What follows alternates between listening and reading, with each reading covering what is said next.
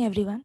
So, my topic is classification of cerebrovascular accident, parenchymal hemorrhagic stroke in hypertension, and uh, pathogenesis, pathological anatomy, clinical picture, and therapy of a acute period. Next, cerebrovascular accident, a loss of a blood flow to the part of a brain which damages the brain tissue. Cerebrovascular accident are caused by the blood clot and broken blood vessels in the brain. The symptoms include dizziness, numbness, weakness on one side of a body, and problem with talking, writing, and understanding language.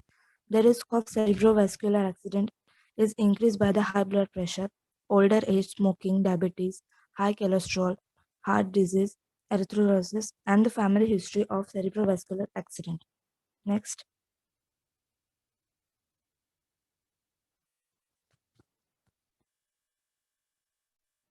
the type of stroke. There are three types of strokes: ischemic stroke, hemorrhagic stroke, and transient ischemic attack. The ischemic stroke is most percent are ischemic stroke. An ischemic stroke happens when the blood flow through the artery that supply oxygen-rich blood to the brain become blocked.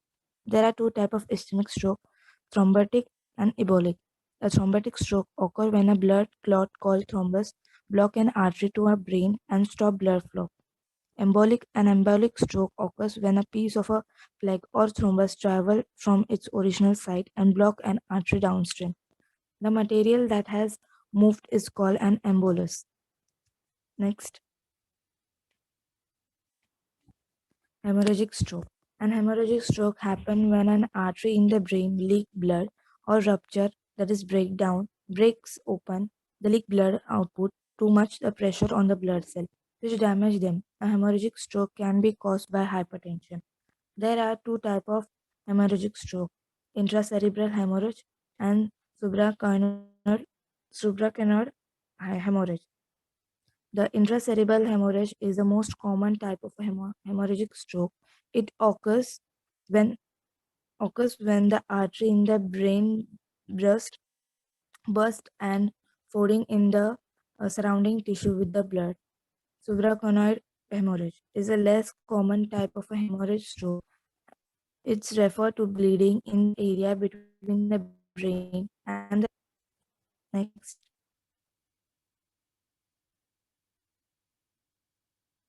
Transient ischemic attack. The transient ischemic attack is sometimes called a mini stroke. It is different from the major type of a stroke because the blood flow to the brain is blocked for only a short time, usually no more than 5 minutes. Most likely, an artery to the brain is temporarily blocked, causing the stroke like symptom. But the blockage dislodged before and permanent damage occurs. Next.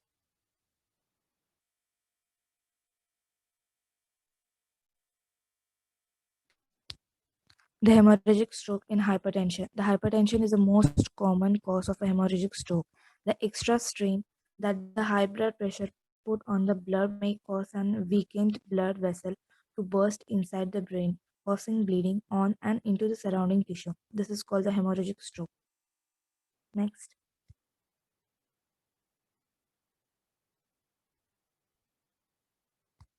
Pathophysiology of a stroke. Due to the obstruction of a blood vessel, the disruption in the cerebral blood flow, cellular metabolic event, failure of a neuron to maintain the aerobic respiration, mitochondria switch to an anaerobic respiration production of a lactic acid in the large amount, change in pH, inability of a neuron to produce the adequate energy, insufficient fuel for the depolarization, and accumulation of a calcium and release of a glutamate activation of a damaging the pathway. The pathophysiology for the ischemic stroke. Blood supply to the brain is auto-regulated. Blood flow if the zero lead to the death of the brain tissue within the 4 to 10 minutes. That is less than 16 to 80 ml of per 100 gram tissue per minute infraction within an hour. Ischemic lead to the development of a ischemic core and ischemic pneumora. Pathophysiology of hemorrhagic hemorrhagic stroke. Explosive entry of a blood into the brain parenchyma structurally disrupt the neuron. White matter fiber tract at split. Immediate the cessation of a neuronal function. Expanding the hemorrhage can act as a mass lesion and cause further progression of a neurologic defect. Large hemorrhage can cause the transitory coning and rapid death. Next,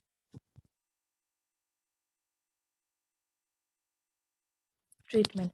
The managing of a ischemic stroke. The central goal of a therapy is acute ischemic stroke is to prevent the tissue in the ischemic nebula where perfusion is decreased but the sufficient of a stave of infection. The goal for the emergent management of a stroke is to assess the patient's airway, breathing, and circulation, that is ABC, stabilize the patient as necessary, and completely initiate the evaluation and assessment, including the imaging and laboratory studies, within the 60 minutes of a patient arrival. Next, management of hemorrhagic stroke. The treatment and the management of the patient with the acute intracerebral hemorrhagic depend on the cause and the severity of a bleeding.